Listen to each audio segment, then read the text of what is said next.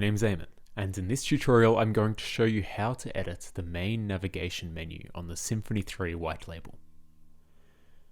This menu helps users navigate your website easily from the top of each page.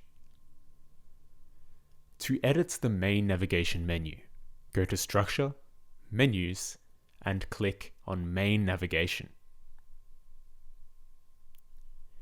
Here you can change the structural name of the menu, add an administrative summary, and select the menu's language. To add a link to the menu, click on the Add Link button in the top right corner. You can give your new menu link a title. This title is generally the name of your page. You will also need to add a link URL. This is the address of the page that you would like to link to, after the /. For example, to link to the contact page, I might use /contact. An optional link description can also be added. This text will be displayed when hovering a cursor over the menu link. You can select the Show Expanded option if the menu's link has sublinks, so that the menu will always appear expanded and show these sublinks. If your website has roles, you can enable which of these roles are able to see the menu link. To make your new link the child or sublink of another link, you can use the Parents Link dropdown to select your desired parent link. For example, this would be used if your link was part of a drop-down menu.